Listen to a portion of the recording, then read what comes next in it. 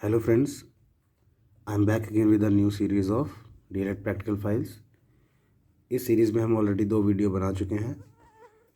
इस बार हम लोग अपने अलग विषय की वीडियो बनाने जा रहे हैं जिसका नाम है शैक्षिक प्रबंधन एवं प्रशासन। जिन भी बच्चों को बाकी के वीडियोस देखने हैं इस सीरीज़ के, वो 4th सेमेस्टर की प्रैक्टिकल फाइल के लिए लिंक डिस्क्रिप्शन में दिया हुआ है और ऊपर आई बटन पर भी मैंने लिंक डाल दिया है, तो आप उसको जा कर के चेक कर सकते हैं जो आपके प्रैक्टिकल के लिए काम आएगा, असाइनमेंट बनाने के लिए और प्रैक्टिकल फाइल के लिए।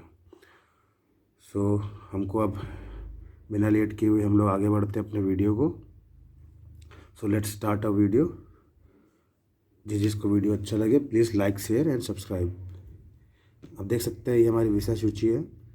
तो पहला हमारा संस्थागत नियोजन की परिभाषा, विद्यालय प्रबंधन के उद्देश्य, स्कूल निर्माण में सावधानियाँ, पुस्तकालय, ग्राम शिक्षा समिति, विद्यालय प्रबंध समिति, समय सारणी, मीना मंच, जिला बेसिक शिक्षा अधिकारी, SCRT, डाइट। तो ये 10 टॉपिक हमने इसमें डिस्कस किए हैं इस प्रैक्टिकल फाइल में। एक एक करके हम सबका डिटेल देखेंगे जिससे आपको एक बड़ा अंदाज़ा मिल जाएगा कि आपको अपनी प्रैक्टिकल फाइल कैसे बनानी है। ठीक है बच्चों, लेट्स मूव अहेड और देखते हैं एक करके सारे टॉपिक्स। पहला टॉपिक है हमारा संस्थागत नियोजन की परिभाषा। तो आप इसमें देख सकते हैं इंस्टीट्यूशनल प्लानिंग एंड मैनेजमेंट कहते हैं इसको इंग्लिश में हम लोग। किसी संस्था का योजनाबद्ध तरीके से नियोजन करना मतलब प्लानिंग करना। नियोजन करना मतलब होता है प्लानिंग करना, और योजनाबद्ध तरीके से मतलब एक प्रॉपर आप सब कुछ पहले से डिसाइड करते हो, सब कुछ योजनाबद्ध होता है, एक प्रोसेस होता है, तभी तो प्लानिंग करते हो ना आप किसी इंस्टीट्यूशन की। इंस्टीट्यूशन मतलब संस्था होता है। अब संस्थान क्या होता है? जहाँ कई लोग मिलकर काम करते हैं। कोई भी संस्थान हो चाहे, तो स्कूल भी तो हमारा एक तरह से संस्थान है ना। तो उसकी प्लानिंग करेंगे तो क्या कहेंगे? विद्यालय प्रबंधन। अगर किसी संस्था की प्लानिंग करेंगे तो संस्थागत नियोजन या प्रबंधन। ठीक है, अब देख सकते हैं प्रबंधन, संसाधनों का अधिकतम गुणवत्तम उपयोग। ठीक है, योजना अल्प अवधि के लिए भी बनाई जाती है और दीर्घ अवधि के लिए भी बनाई जाती है। ठीक है, मतलब शॉर्ट ड्यूरेशन ऑफ टाइम के लिए भी बना सकते हैं और बहुत लॉन्ग ड्यूरेशन के भी बना सकते हैं। कोई भी योजना है ना। योजना क्या होती है? प्लानिंग हम लोग 1 महीने के लिए भी बना सकते हैं, साल भर के लिए बना सकते हैं, 1 हफ्ते के लिए भी बना सकते हैं। तो अल्प अवधि और दीर्घ अवधि। आगे देखते हैं हम। आगे है इसमें संस्थागत नियोजन के उद्देश्य। ठीक है बच्चों, अब इसमें देखेंगे एक एक करके सारे पॉइंट। संस्था का विकास, टीचर एंड स्टूडेंट्स का सृजनात्मक विकास, संसाधनों का उचित एवं अधिकतम उपयोग करना, राष्ट्रीय योजनाओं को आधार देना। इसकी आवश्यकता क्या है? लक्ष्य निर्धारण, जिम्मेदारी की भावना और समय अनुसार कार्य को पूर्ण करना। हम लोग प्लानिंग क्यों करते हैं? ताकि हमारा टाइम बचे और समय रहते सारा काम कंप्लीट हो जाए। मतलब कि जो हमने टाइम फिक्स करा हुआ है, जैसे कोई भी टाइम फिक्स किया कि ये काम 1 महीने में होना चाहिए, तो विद इन दैट टाइम वो कंप्लीट हो जाए, उसी टाइम में कंप्लीट हो जाए। अब आते हैं हम लोग अपने सेकंड टॉपिक के ऊपर। ठीक है, इसको देख सकते हैं यहाँ पे, विद्यालय प्रबंधन के उद्देश्य। मतलब हम विद्यालय प्रबंधन क्यों करते हैं, उसके उद्देश्य क्या है, हाँ, उससे हम क्या पाएंगे। ठीक है, देखते हैं विद्यालय प्रबंधन के उद्देश्य। पहला है योग्य शिक्षक उपलब्ध कराना। ठीक है, अब जाहिर सी बात है स्कूल में आपको पढ़ाना है तो आपको योग्य टीचर खोजने होंगे, जिसके लिए हमारी सरकार आजकल बहुत काम कर रही है। ठीक है, अब देखते हैं सुविधाजनक कक्षाएं। कक्षा सुविधाजनक होनी चाहिए। ठीक है, प्रॉपर लाइटिंग होनी चाहिए, मतलब प्रकाश की पूरी सब मैनेजमेंट होनी चाहिए, लाइट आना चाहिए वहाँ पे। मतलब एक तो बिजली आनी चाहिए, ऊपर से अगर बिजली नहीं भी है तो ऐसी कक्षा बनाई जानी चाहिए जिसके अंदर प्रकाश आए। ठीक है, पुस्तकालय होना, खेल का मैदान, छात्रावास। ठीक है, खेल का मैदान है तो मैदान में ही खेलेंगे बच्चे, ऑफ कोर्स, जाहिर सी बात है। सुविधा संसाधन, ये ज्ञात करना कि विद्यालय की सुविधाएं एवं संसाधन छात्रों के लिए उपयोगी है भी कि नहीं। ठीक है, ये भी तो हमको पता करना होगा ना, कि मतलब हम कोई ऐसी चीज़ ना ला के दे दें जिसका कोई यूटिलाइजेशन ही नहीं है, हाँ, जिसका कोई यूज़ भी नहीं है। तो ये सब चीज़ें मैनेज करनी पड़ती हैं, तभी तो आप इसको प्रबंधन कहते हैं। मतलब बेसिकली हम कोई भी चीज़ अगर अपने स्कूल के बच्चों को ला के दे रहे हैं तो वो उनके लिए उपयोगी होनी चाहिए, है ना। प्राथमिक के लिए है तो प्राथमिक के बच्चों के लिए उपयोगी होनी चाहिए। ठीक है, प्रबंधन। अब देखते हैं प्रबंधन कैसे होता है। ठीक, प्रबंधन होता है प्रबंधन कमेटी से। जिसमें प्रधान अध्यापक का भी, प्रिंसिपल का भी रोल होता है, अध्यापक का भी रोल होता है, जो वहाँ के बाकी टीचर्स होते हैं स्कूल के, अन्य कर्मचारियाँ होते हैं, अन्य कर्मचारी होते हैं ना कई सारे, खाना बनाने के लिए होते हैं लोग, सफाई है तो सफाई कर्मचारी होते हैं। ठीक है, अब हम देखते हैं आगे, विद्यालय की बिल्डिंग और साज सज्जा। साज सज्जा क्या होता है? डेकोरेशन, डेकोरेट करना, है ना। जाहिर सी बात है कि हम हर कक्ष को डेकोरेट करेंगे, प्रिंसिपल ऑफिस को डेकोरेट करेंगे, ऑफिस को डेकोरेट करेंगे। स्टेशनरी, स्टेशनरी मतलब होता है किताबें इत्यादि, है ना। जो भी चीज़, किताबें, कॉपी, पेंसिल, बुक्स, ये सब आती है, स्टेशनरी कहते हैं इसको इंग्लिश में हम लोग। और फर्नीचर, कुर्सी मेज आदि, तो इन सब का प्रबंधन जो है ये विद्यालय प्रबंधन के अंदर आता है। अब दोस्तों हम लोग चलेंगे अपने नेक्स्ट टॉपिक की ओर। ये टॉपिक हमारे यहीं पे ख़त्म हो गया। Let's move to the next topic. आपके सामने है ये थर्ड टॉपिक, स्कूल निर्माण में सावधानियाँ। ठीक है, अब हमको ये हमेशा ज्ञात रखना है, ध्यान रखना है कि जब भी स्कूल निर्माण हो तो उसमें क्या बहुत सारी सावधानियाँ देखनी पड़ती हैं। ठीक है, एक प्रॉपर प्लानिंग होती है ना स्कूल निर्माण के लिए भी। बिना सोचे समझे तो स्कूल बना नहीं सकते। ठीक, पहले से सब कुछ डिसाइड होता है और ऐसा डिसाइड करा जाता है कि वो बच्चों के हित में हो, कोई भी चीज़ बच्चों के अहित में ना हो। अब देखते हैं पहले पॉइंट, इसमें कई सारे पॉइंट लिखे हैं। स्कूल का स्थल सड़क के पास होना चाहिए, किंतु यथासंभव सड़क से हटकर भी होना चाहिए। ठीक है, मतलब सड़क के पास होना और यथासंभव सड़क से हटकर भी। इसका क्या तात्पर्य है? इसका तात्पर्य ये है कि सड़क के पास होगा तो आवागमन आसान रहेगा, लेकिन इतना पास भी नहीं होना चाहिए क्योंकि छोटे छोटे बच्चे हैं, स्कूल से बाहर निकल जाएंगे, है ना। मतलब कि हमारा प्रथम उद्देश्य यही होना चाहिए कि ये चीज़ें फुलफ़िल हों, मतलब ये चीज़ें इन्हीं पे ध्यान रख के एक स्कूल का निर्माण हो। सेकंड पॉइंट देखते हैं, विद्यालय ऐसे स्थान पर हो जहाँ पर आवागमन की सुविधा हो। देखिए मैंने बताया ही कि आवागमन की सुविधा होनी चाहिए, है ना, बच्चों को आने जाने में आसानी होगी। विद्यालय प्राकृतिक वातावरण में स्थापित किए जाएं, परंतु उसके समीप तालाब, नदी नहीं होना चाहिए। अब देखिए यहाँ पे कह रहे हैं प्राकृतिक वातावरण होना चाहिए लेकिन तालाब, नदी नहीं होनी चाहिए। क्यों भाई? जाहिर सी बात है, अगर तालाब, नदी होगा आसपास में तो छोटे छोटे बच्चे हैं, बाहर जाएंगे, कुछ दुर्घटना हो सकती है। इस वजह से तालाब और नदियों से दूर रखे जाते हैं विद्यालयों को। विद्यालय किसी कारखाने, मंडी, बस स्टैंड, रेलवे स्टेशन आदि के बहुत समीप नहीं होने चाहिए, है ना। विद्यालय बहुत ढलान पर स्थित नहीं किए जाने चाहिए। अब कहीं बहुत ढलान पे होगा तो पानी भर सकता है, आवागमन बाधित होगा, है ना। बरसात होगी तो आप लोगों को जानकारी होगी कि बहुत सारे सरकारी स्कूलों में पानी भर जाता है। अब केवल सरकारी स्कूलों का हाल नहीं है, जो भी निचली जगहें होती हैं वहाँ पे पानी भर जाता है। तो इससे दूर रखने के लिए ढलान पे नहीं बनाना चाहिए विद्यालय को। अब अगला पॉइंट देखते हैं, स्कूल जिस स्थान पर निर्मित किया जाए वहाँ आधुनिक सुविधाएं होनी चाहिए, जैसे कि बिजली, पानी, अस्पताल, डाकघर, बैंक, ये सब की सुविधा होनी चाहिए। स्कूल के आसपास का क्षेत्र साफ होना चाहिए, उसके आसपास गंदी नालियाँ या कूड़े ये सब नहीं होना चाहिए, कूड़ा करकट नहीं होना चाहिए। ठीक है, क्योंकि हाइजीन का भी तो ख्याल रखना है ना भाई, है ना, साफ़ सफाई का ख्याल भी रखना है, तभी तो बच्चों को सिखा पाएंगे हम लोग, और उनकी ताकि बीमारियां ना फैले बच्चों में, इसलिए भी। So let's move to our next topic now. अब अगले टॉपिक देखेंगे हम लोग। ये टॉपिक हमारे यहाँ पे ख़त्म हो गया। इस टॉपिक में we will discuss about library. हम लोग पुस्तकालय के बारे में डिस्कस करेंगे। पुस्तकालय किसी एक विषय का हो सकता है, या तो ये कई सारे विषय का भी हो सकता है ना। आप देख सकते हैं कि कभी कभी कोई लाइब्रेरी किसी एक ही सब्जेक्ट पे फोकस्ड होती है, तो वहाँ पे आपको उसी सब्जेक्ट की किताबें मिलेंगी। बट बहुत सारी लाइब्रेरी, मतलब मैक्सिमम लाइब्रेरी ये होती है जहाँ पे आपको हर विषय की पुस्तकें मिल जाएंगी, है ना। जिसको जिस चीज़ में रुचि है वो उस हिसाब को जाके पढ़ सकता है। सिलेबस की किताबें होती हैं, सिलेबस के अलग भी होती हैं। अब ये कई सारे विषय का भी हो सकता है, ये मैंने बताया आपको अभी अभी। इसे हार्ट ऑफ द स्कूल कहते हैं। ठीक है, स्कूल का हृदय। पाठ्यक्रम और छात्रों की आवश्यकता के अनुसार पुस्तकों तथा पत्र पत्रिकाओं का संकलन और उनका ढंग से व्यवस्थापन करा जाता है।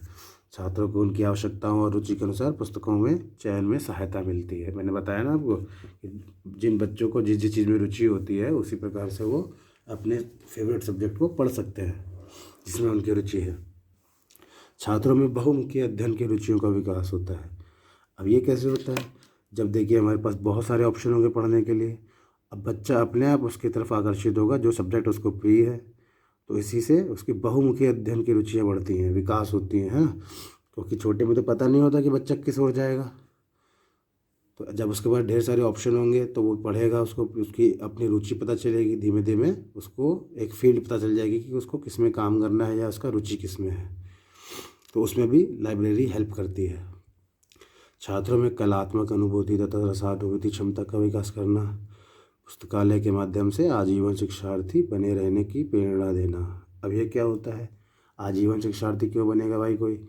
अब जाहिर सी बात है, हमारा जो लाइफ है, पूरी लाइफ जीवन से मरण तक एक लर्निंग प्रोसेस है, ठीक है। तो आजीवन शिक्षार्थी बने रहने की प्रेरणा देना मतलब बच्चों में हमेशा सीखने की भावना पैदा करना, ठीक है। So let's move to our next topic now. ये टॉपिक हमारा यहीं पे ख़त्म हुआ। अब हमारा 5वां टॉपिक आएगा। 5वें टॉपिक में हमने डिस्कस किया है ग्राम शिक्षा समिति। ये क्या होता है? ये होती है विलेज एजुकेशन कमेटी। इसके अंदर कई सारे मेंबर्स होते हैं जिनकी संख्या होती है 5, ठीक। इसका अध्यक्ष होता है ग्राम प्रधान, इसका सचिव होता है प्रधानाचार्य, और इसमें बाकी के 3, देखिए, एक तो हो गया अध्यक्ष, दूसरा हो गया प्रधानाचार्य, अध्यक्ष ग्राम प्रधान और सचिव प्रधानाचार्य, और 3 बाकी कौन होते हैं? 3 बाकी होते हैं अभिभावक। अभिभावक मतलब पेरेंट्स, बच्चों के माता पिता, जिसमें 2 पुरुष होते हैं, 1 स्त्री होती है, और 1 स्त्री होना वहाँ पे अनिवार्य है, ठीक है। आगे देखिए, स्कूल मैनेजमेंट कमेटी क्या होती है? स्कूल मैनेजमेंट कमेटी विद्यालय प्रबंध समिति कहते हैं इसको। जैसे ग्राम शिक्षा समिति में 5 सदस्य थे, तो यहाँ पे 15 सदस्य होंगे। ये देखिए यहाँ पे मैंने लिखा हुआ है। अब ये सन 2009 एक्ट के अंतर्गत निःशुल्क एवं अनिवार्य शिक्षा का अधिकार, ठीक। इसी जो ये अधिनियम था, इसी के अंतर्गत प्रत्येक विद्यालय में विद्यालय प्रबंध समिति का गठन किया गया। इसका कार्यकाल होता है 2 वर्ष का। इसके अध्यक्ष कौन होते हैं? इसके अध्यक्ष बच्चों होते हैं, बच्चों के अभिभावक, ठीक है। इसका जो विद्यालय प्रबंध समिति है, इसके अध्यक्ष होते हैं बच्चों के अभिभावक। सचिव कौन होते हैं? सचिव इसमें भी प्रधानाचार्य, उसमें भी प्रधानाचार्य थे, यहाँ पे भी प्रधानाचार्य हैं। तो अब हम देखेंगे इसके 15 सदस्य कैसे बनते हैं, ठीक है। इसके 15 सदस्य में आपको केवल 4 याद रखने हैं, और बाकी के जो 11 रहेंगे वो अभिभावक, उनके बच्चों के पेरेंट्स रहेंगे। 4 क्या हैं? प्रधानाचार्य, ANM, लेखपाल, और प्रधानाचार्य द्वारा नामांकित सदस्य। एक को नॉमिनेट करेगा प्रधानाचार्य, ठीक है, सॉरी, प्रधान द्वारा, गांव का जो प्रधान है वो एक को नॉमिनेट करेगा। तो देखिए 11 तो अभिभावक हो गए, पेरेंट्स, और बाकी 4 ये हो गए, ठीक है। अब मूव करते हैं हम लोग अपने नेक्स्ट टॉपिक की ओर। ये हमारा टॉपिक यहीं पे ख़त्म होता है। अब आएगा हमारा 6ठा टॉपिक, जो कि है समय सारणी। आपके इस विषय में ये भी एक बहुत इंपॉर्टेंट टॉपिक है, क्योंकि ये प्रबंधन के काम ही तो आता है ना। हमको कि प्लानिंग करनी है, तो जाहिर सी बात है we will need the time table also. हम लोग टाइम टेबल की ज़रूरत भी पड़ेगी, है ना। तो विद्यालय समय सारणी विद्यालय का एक आवश्यक अंग होती है, ये हम सब लोग को पता है। हर स्कूल में एक टाइम टेबल होता है, हर संस्था में एक टाइम टेबल होता है। टाइम टेबल क्या करता है? आपको बाध्य रखता है समय से कार्य पूरा करने के लिए, और हर चीज़ के लिए बराबर बराबर टाइम दिया जाता है। यह एक दर्पण के समान होती है, जिसके माध्यम से विद्यालय के समस्त शैक्षिक कार्यक्रमों की जानकारी मिलती है। समय सारणी विभिन्न कक्षाओं, गतिविधियों व विषयों में प्रतिदिन समय विभाजन की योजना ही समय सारणी कहलाती है। यह विद्यालय के निम्नलिखित दैनिक कार्यक्रम को प्रस्तुत करता है। यह विद्यालय के कार्य का समय है, मतलब कि विद्यालय कितने से कितनी देर चल रहा है, ये भी उसमें होता है, और कौन से समय क्या काम हो रहा है।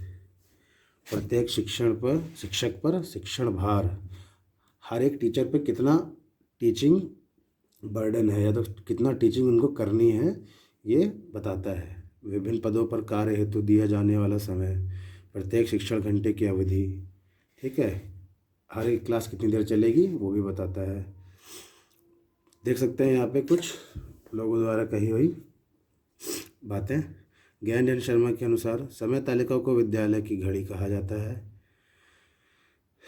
जो अन्य अवकाश प्रतिदिन के घंटे जिसमें विषयों को पढ़ाया जाता है, विभिन्न कक्षाओं में की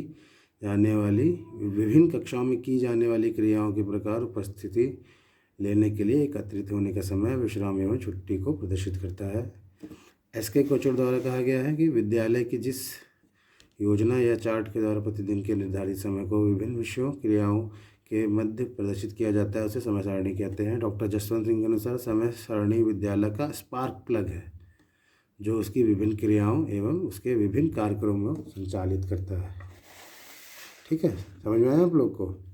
आप इसको दोबारा पढ़ लेंगे और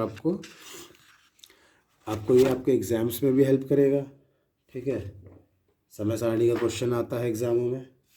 ठीक है, डीएलएड में बहुत इंपॉर्टेंट है ये चैप्टर, ये टॉपिक बहुत इंपॉर्टेंट है। अब अगला टॉपिक है, ये भी बहुत इंपॉर्टेंट है, ये भी एग्ज़ामों में पूछा जाता है और आपकी प्रैक्टिकल फाइल में भी ये एक अच्छा टॉपिक हो सकता है।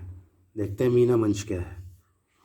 यूनिसेफ की एक परियोजना के तहत देश में कई राज्यों में प्राथमिक विद्यालयों में मीना मंच की स्थापना की गई। ठीक है, इसका उद्देश्य बालिका शिक्षा को प्रोत्साहित करना है। मतलब कि किससे रिलेटेड है ये मीना मंच? ये फीमेल से, महिलाओं से, बालिकाओं की शिक्षा से।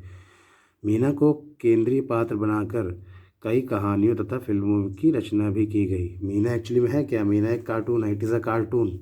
ठीक, तो इस कार्टून के माध्यम से कई फिल्में बनाई गई छोटी छोटी। ठीक है, कई वीडियोस बनाए गए जिसके थ्रू हम लोग पब्लिक को अवेयर करते हैं। ठीक है,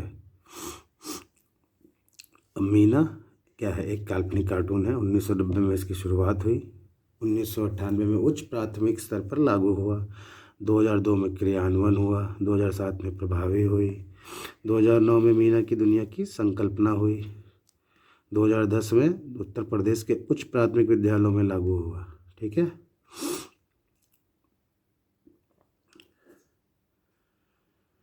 2013 में प्राथमिक, उच्च प्राथमिक स्तर एवं कस्तूरबा विद्यालयों में लागू। उत्तर प्रदेश में मीना अभियान, हाँ, DPEP जो कि है डिस्ट्रिक्ट प्राइमरी एजुकेशन प्रोग्राम, इसके द्वारा विशेष प्रयोजन से प्रारंभ किया गया है। अब देखेंगे NPGEL क्या होता है। उद्देश्य national programme of education for girls at elementary level चलाया गया। लिंग भेद मिटाना इसका एक और उद्देश्य था। बालिकाओं को शिक्षक पर ओर ले जाना और शिक्षा पर जोर डालना। बच्चों व महिलाओं को उनके अधिकार के प्रति जागरूक करना। तो बेसिकली ये महिलाओं को जागरूक करने के लिए थी कि उनका शिक्षा भी उनका अधिकार है। ठीक है, और बालिकाओं की जो जो ज़रूरी इन्फॉर्मेशन होती है वो उनको दी गई। हाइजीन के बारे में सिखाया गया इसके थ्रू। ठीक है, अब देखते हैं हमारा 8वां टॉपिक, जिला बेसिक शिक्षा अधिकारी। विद्यालय प्रबंध तंत्र में जिला बेसिक शिक्षा अधिकारी की भूमिका महत्वपूर्ण होती है। आप सब लोग को मालूम ही होगा कि BSA टॉप लेवल पे होता है डिस्ट्रिक्ट में। ठीक है, मैनेज करता है सारी चीज़ों को, अत्यंत महत्वपूर्ण होती है। यही जिले का प्रमुख शिक्षा अधिकारी होता है। देखिए मैंने बताया ये टॉप लेवल पे होता है ना। वैसे भी आप लोग को BSA के बारे में काफ़ी जानकारी होगी, बट ये एक इम्पॉर्टेंट टॉपिक हमारे प्रैक्टिकल फाइल के लिए भी बन सकता है और आपके विषय में भी दिया हुआ है। इनका कार्यालय जिला स्तर पर होता है। बेसिक शिक्षा अधिकारी के अधिकार क्षेत्र में जिले के समस्त प्राथमिक विद्यालयों की प्रबंधन की व्यवस्था होती है। ये जिले में जितने भी प्राथमिक विद्यालय हैं उनके हेड हैं। ठीक है, सारा प्रबंधन इन्हीं के ऊपर होता है। अब जाहिर सी बात है, इतना बड़ा कार्य तो ये उसको नीचे खंड शिक्षा अधिकारियों में बांट देते हैं और उनसे बढ़ जाता है संकुल में। प्रबंध तंत्र में जिला बेसिक शिक्षा अधिकारी की भूमिका इस प्रकार है। इनका मुख्य कार्य समय समय पर जिले के विद्यालयों का निरीक्षण करना, उनके विकास हेतु सुझाव देना, इनके द्वारा विद्यालय के भौतिक संसाधनों की उपलब्धता की पर्याप्तता का आकलन किया जाना, इनके द्वारा जिले में किसी भी विद्यालय में रिक्त पदों का विवरण लिया जाता है एवं रिक्तियों का विज्ञापन दिया जाता है। जिले में शिक्षा की गुणवत्ता को बनाए रखने के लिए जिला बेसिक शिक्षा अधिकारी द्वारा अपने अधीनस्थों के कार्यों की जांच की जाती है। उनके अधीनस्थ कौन है? खंड शिक्षा अधिकारी वगैरह, है ना। अब चलते हैं हम लोग अपने नेक्स्ट टॉपिक की ओर। नेक्स्ट टॉपिक है हमारा SCERT। इसको हम लोग state council of educational research and training भी कहते हैं, राज्य शैक्षिक अनुसंधान एवं प्रशिक्षण परिषद। देखते हैं इसके बारे में। शिक्षा के क्षेत्र में NCERT द्वारा जो कार्य राष्ट्रीय स्तर पर होते हैं वही कार्य राज्य स्तर पर SCERT द्वारा किए जाते हैं। इसकी स्थापना कब हुई? 1981 में। मुख्यालय कहाँ है? सबको पता है आप लोग को, लखनऊ में। राज्य के शिक्षकों की नवीन अनुसंधानों तथा शिक्षण विधियों से परिचित कराने के लिए विभिन्न शिक्षकों को भिन्न भिन्न जिलों में बुलाया जाता है, उन्हें प्रशिक्षित किया जाता है। इन्हें विषय से संबंधित सामग्री का अभ्यास कराया जाता है, जैसे राष्ट्रीय पाठ चर्चा, बाल केंद्रित शिक्षा, राष्ट्रीय एकता, जनसंख्या शिक्षा, कार्यानुभव आदि। SCERT के अधीनस्थ इकाइयाँ क्या हैं? राज्य शिक्षा संस्थान प्रयागराज में है, राज्य विज्ञान शिक्षा संस्थान प्रयागराज में है, आंग्ल भाषा शिक्षण संस्थान प्रयागराज में है, मनोविज्ञान शाला प्रयागराज में है, राजकीय शिशु प्रशिक्षण विद्यालय प्रयागराज एवं आगरा में है, राजकीय शारीरिक प्रशिक्षण महाविद्यालय रामपुर एवं प्रयागराज में है, राज्य हिंदी संस्थान बहुत ईजी है, BHU वाराणसी में है। ठीक है, अब दोस्तों हम लोग चलते हैं अपने नेक्स्ट टॉपिक की ओर, जो कि हमारा आखिरी टॉपिक है इस सब्जेक्ट का। इसके बाद ये सब्जेक्ट समाप्त। दोस्तों अगर ये वीडियो आपको किसी भी प्रकार हेल्पफुल लग रहा हो तो प्लीज़ इसको सब्सक्राइब करें, शेयर करें और अपने दोस्तों से भी शेयर करें। ठीक है, जिन जिन बच्चों को प्रैक्टिकल फाइल बनानी है वो इसी प्रकार बना सकते हैं या इसी को बना सकते हैं। इससे आपकी नॉलेज भी बढ़ेगी और आपकी प्रैक्टिकल में काम भी आएगी। डाइट क्या होता है? जिला शिक्षा एवं प्रशिक्षण संस्थान, district institute of education and training. 1986 की राष्ट्रीय शिक्षा नीति में शिक्षण संस्थाओं के लिए अभ्यर्थियों की चयन प्रक्रिया में सुधार करने, उनके प्रशिक्षण कार्यों को प्रभावी बनाने तथा उनकी उपलब्धियों की मूल्यांकन पद्धति में सुधार करने के लिए विशेष बल दिया गया। शिक्षक शिक्षा में सुधार हेतु एक कार्य योजना बनाई गई। 1987 में सभी जिलों में एक एक जिला शिक्षा एवं प्रशिक्षण संस्थान की स्थापना की गई। अब डाइट की संरचना दे लेते हैं। मानव संसाधन एवं विकास मंत्रालय, भारत सरकार के शिक्षा विभाग ने डाइट की संरचना इस प्रकार व्यक्त की है। डाइट के कार्य संचालन हेतु निम्न प्रकार के स्टाफ की संस्तुति की गई है। अकादमिक, डाइट जिले स्तर का सर्वोच्च अकादमिक संस्था है। ये बहुत इंपॉर्टेंट है बच्चों, ये आपको पता होना चाहिए। अगर कभी क्वेश्चन आ जाए, जो कि एग्जाम्स में आया भी है शायद 1-2 बार, पूछता है कि जिले की सर्वोच्च अकादमिक संस्था कौन सी है, तो क्या है? डाइट। ठीक है, एक प्राचार्य, एक उप प्राचार्य, वरिष्ठ प्रवक्ता 6, 17 प्रवक्ता, स्नातक वेतन क्रम। ठीक है, नीचे देख सकते हैं 11 अकादमिक। ठीक है बच्चों, तो बेसिकली आपका अब ये जो चैप्टर है, ये जो फाइल है कंप्लीट हो गई। इसमें 10 टॉपिक्स थे जिसको हमने एक एक करके देखा। ठीक है, तो आपको ये वीडियो किसी भी प्रकार दोस्तों हेल्पफुल लगी हो तो प्लीज़ इसको लाइक, शेयर, सब्सक्राइब करना ना भूलें। अब हम लोग मिलेंगे अपने नेक्स्ट वीडियो में, जो कि हमारे अगले सब्जेक्ट का होगा। अगला वीडियो हमारा होगा बच्चों गणित विषय पे, जो कि मैं शायद कल, मोस्ट प्रोबेबली या तो सुबह तक मैं इसको अपलोड कर दूंगा। ठीक है, तो दोस्तों मिलते हैं नेक्स्ट वीडियो में। तब तक के लिए गुड बाय, शब्बा खैर, take care, have a great night.